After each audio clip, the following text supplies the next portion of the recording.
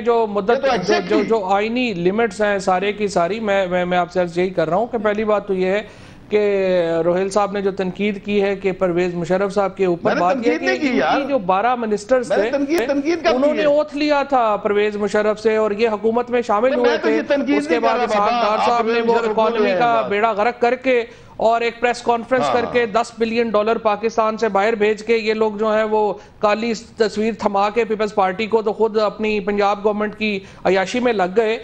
بات یہ ہے کہ پنجاب حکومت میں انتہا جو کہ رواج ہے کہ تمام تر اختیارات جو ہیں وہ ایک ہی شخص میں مرتکز ہوں اور ان کے پاس یہ ہے کہ پنجاب میں کوئی بھی اور وزیر نہ ہو سوائے میاں شہباز شریف صاحب کے. یہ سمجھتے ہیں کہ پنجاب میں باقی سارے ایم پی مر جائیں اور صرف وہی حکومت کریں. وہ اسی اصول کو وفاق پہ لانا چاہتے ہیں. وفاق میں ایسا نہیں ہے. وفاق میں شیئرنگ آف پاور ہے نہ صرف پارٹیز کے درمیان بلکہ پیپلز پارٹی کے درمیان بھی. فواز عوری صاحب اب ذرا ہم کام پہ بات کر لیتے ہیں نا, پرفارمنس پہ بات کر لیتے ہیں.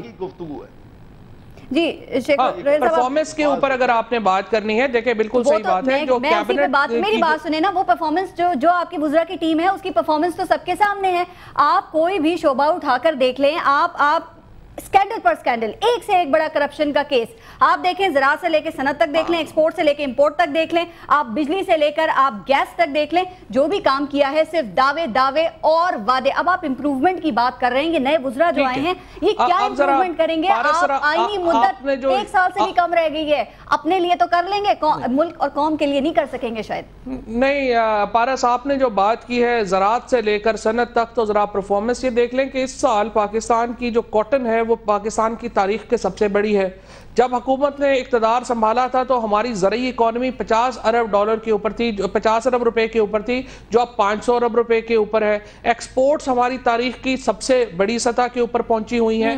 پاکستان میں ٹھیک ہے پرابلمز ہیں, آپ کی بات سے میں متفق ہوں کہ اس میں امن و امان میں بھی امپروومنٹ کی ضرورت ہے, بڑے اور مسئلے ہیں جس کے اوپر میں امپروومنٹ کی ضرورت ہے. لیکن ایک اور جو کام کیا گیا کہ جو امن و امان ہے وہ تو صوبوں کی ذمہ داری ہے نا. کراچی میں تقریباً روز 5-6 آدمی روزانہ مر جاتے ہیں, معمول کی بات بن گئی ہے. یہ صوبوں کی ذمہ داری ہے کہ اس کو سرو کریں, یہ بالکل ان کی ذمہ داری ہے جس کو پورا کرنا چاہیے.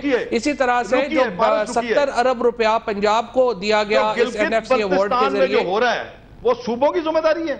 جو گلگت بلتستان میں ہو رہا ہے وہ صوبوں کی ذمہ داری ہے. جو فاٹا میں ہو رہا ہے امن و امان قائم رکھنا صوبوں کی ذمہ داری ہے. شیخ صاحب او یار کون سا صوبہ آ گیا؟ وفاقی حکومت کی ذمہ داری نہیں ہے, گلگت بلتستان اتھارٹی ہے, ان کی ذمہ داری ہے اس کو برقرار رکھنا. خدا کے بندے ٹھیک ہے, مجھے وہ ٹیریٹری ہے نا, گلگت بلتستان میں بھی ٹیریٹری ہے, وہاں پر انتظامیہ موجود ہے, ان کی ذمہ داری ہے کہ 18ویں ترمیم کے بعد تمام جو گورننس ہے وہ صوبوں کے حوالے کر دی ہے. صوبوں کا کام ہے وہ گورن کریں.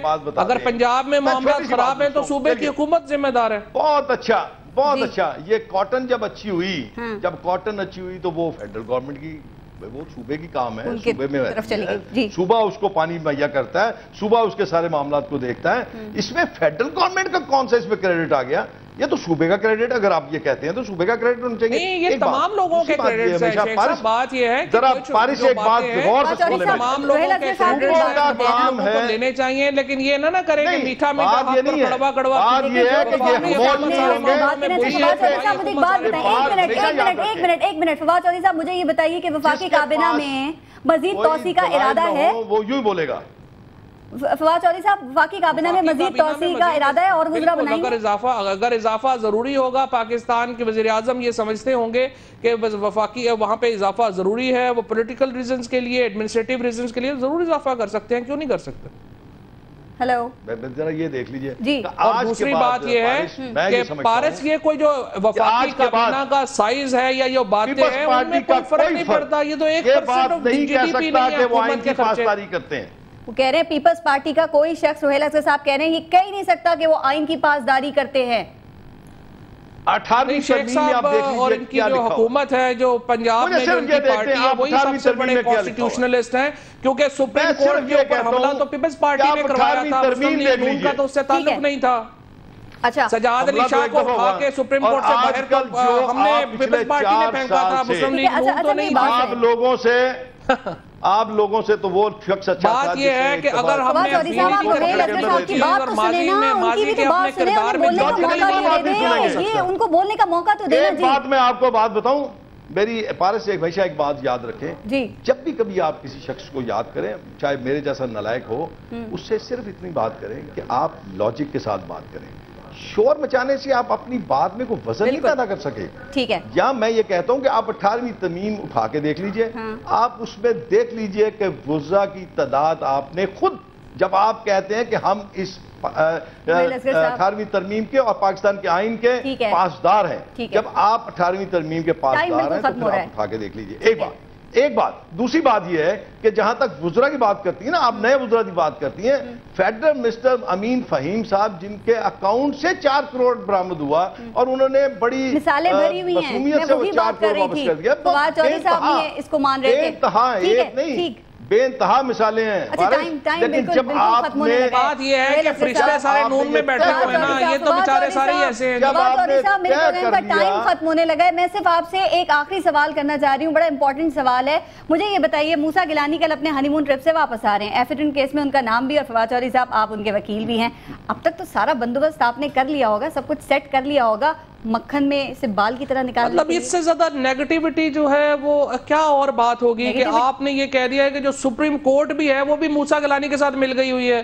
پاکستان کا ہر ادارہ اگر وزیر اعظم کے ساتھ مل گیا ہوا ہے تو پھر تو پاکستان میں امن اور ساری باتیں ٹھیک ہو گئی ہیں. بس بات یہ ہے کہ اگر آپ کا خیال ہے کہ سپریم کورٹ اور پاکستان بھی پرائم منسٹر کے انڈر ہی کام کر رہی ہے, سارے باقی ادارے بھی جو ہیں وہ اصل میں وزیر اعظم کے بغیر جو ہے وہ ہلتے نہیں ہیں, تو پھر تو مسئلہ ختم ہو گیا. پھر تو پاکستان میں زبردست چیز ہے, کوئی ایسے پاکستان جو ہے وہ ترقی کی راہ پہ آ جائے گا. بتا دیجئے ایفیڈنٹ کے کیس میں مختصر جواب بتائی گئی, ایفیڈنٹ کا جو کیس ہے کیا آپ فریق بنیں گے بالکل اسی طرح جیسے ڈینٹل پاور کیس میں بنے تھے؟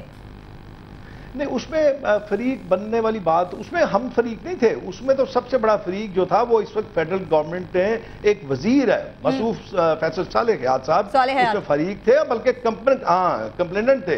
اس میں کمپلیننٹ تھے. اس وقت چونکہ سپریم کورٹ نے آج خود نوٹس پہ یہ معاملہ لیا ہے, اور سپریم کورٹ نے سارا معاملہ جو ہے انہی بریگیڈیئر صاحب کے سپرد کر دیا ہے جو پہلے اس کے انویسٹیگیشن آفیسر تھے. اور اس کی سٹیٹمنٹ, بریگیڈیئر صاحب کی سٹیٹمنٹ کے بعد کسی کو فریق کرنے کی ضرورت نہیں ہے, کیونکہ وہ تو اب معاملہ جو ہے بہت شکریہ. پی ایم ایل این کے رہنما روہیل اصغر کے ساتھ موجود تھے, اور پاکستان پیپلز پارٹی سے فواد چودھری صاحب نے ہمیں جوائن کیا تھا. آپ دونوں کا بہت شکریہ.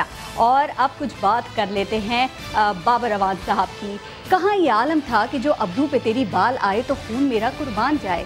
ہارس اسٹیل مل کا کیس ہو, پی ایچ ڈی کی جعلی ڈگری کی بات ہو, بے نظیر قتل کیس کی تحقیقات میں نام ہو, یا جرأت اظہار بنام توہین عدالت ہو, وکیل, سینیٹر, سابق وزیر قانون, وائس پریزیڈنٹ پاکستان پیپلز پارٹی بابر اعوان کا جادو سر چڑھ کر بول رہا تھا. لیکن پھر بھلا ہو اس محاورے کا, بدلتا ہے آسمان رنگ کیسے کیسے. وقت بدلتا گیا, دوست روٹ گیا, ساتھ چھوٹ گیا, پہلے وکالت گئی پھر وزارت بھی گئی, وائس پریزیڈنٹ شپ کا ابھی کچھ پتہ نہیں. اور تو اور بگڑے بچے نے سپریم کورٹ سے معافی بھی مانگ لی, لیکن دوست کے چہرے پہ ہنسی نہ آئی.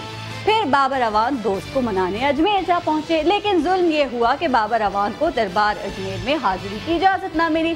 لو جی, بابر اعوان کی تو چڑیا اڑ گئی اور بابر اعوان سے وہ دربدر اعوان ہو گئے. پھر بابر اعوان صاحب نے بھارت کے مختلف شہروں کی یاترا کی, اجمیر شریف میں خواجہ کے دربار پر حاضری دی, رو رو کر منت مانی کہ بول خواجہ بول, سنگم ہوگا کہ نہیں. آواز آئی نہیں, کبھی نہیں. لیکن بابر اعوان نے حوصلہ نہیں ہارا اور پاکستان واپس آ کے چودھری شجاعت حسین سے کچھ کرامات کی درخواست کی. اب دیکھتے ہیں چودھری صاحب کا تعویذ کام کرتا ہے یا نہیں, روٹھا دوست مانتا ہے یا نہیں. نوٹس ملیا ککھ نہ ہلیا, لیکن اب تو لگتا ہے سب کچھ ہلیا. اپنا خیال رکھیے گا. پارس خورشید کو اجازت دیجیے. اللہ نے کے بعد.